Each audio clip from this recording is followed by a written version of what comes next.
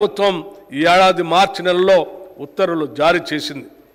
మహిళా శక్తి ప్రారంభోత్సవ కార్యక్రమంలో రాష్ట్ర ముఖ్యమంత్రి వర్యులకు అందిన అభ్యర్థన మేరకు స్కూల్ యూనిఫామ్లో కుట్టు ఛార్జీల్ని జతకు 50 రూపాయల నుండి 75 రూపాయలకు పెంచడం కూడా జరిగింది.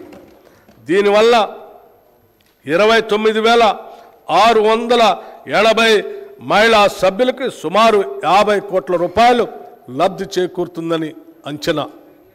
స్వయం సహాయక బృందాల్లోని మహిళా సభ్యులు తయారు చేసే ఉత్పత్తుల విక్రయానికి గాను మాదాపూర్లోని శిల్పారామం వద్ద డ్వాక్రా మహిళా బజార్ను ఏర్పాటు చేయాలని నిర్ణయించాం.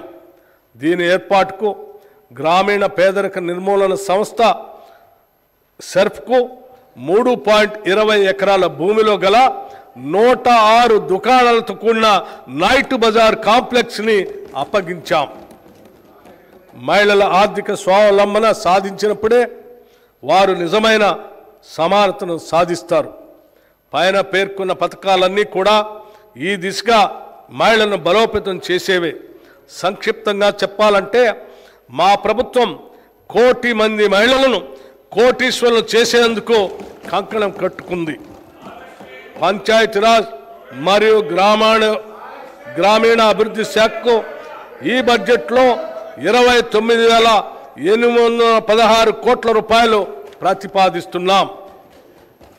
హైదరాబాద్ నగరాభివృద్ధి దేశంలోని ప్రధాన నగరాల్లో ఒకటైన హైదరాబాద్ అన్ని రంగాల్లో శరవేగంగా అభివృద్ధి చెందుతున్న చారిత్రాత్మక నగరం ఇది. ఇప్పటికే ఈ నగరం ఒక ఐకాన్గా పేరు గడించింది.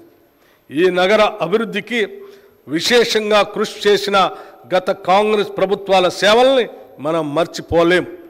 ఇంతటి ఘన చరిత్ర కలిగిన నగరం యొక్క పారిశుద్ధ్య, మురుగునీటి, తాగునీటి వ్యవస్థలు గత 10 ఏళ్లుగా అత్యంత నిర్లక్ష్యానికి గురయ్యాయి. మితిమీరిన కాలుష్యంతో మూసి హుస్సేన్ సాగర్లో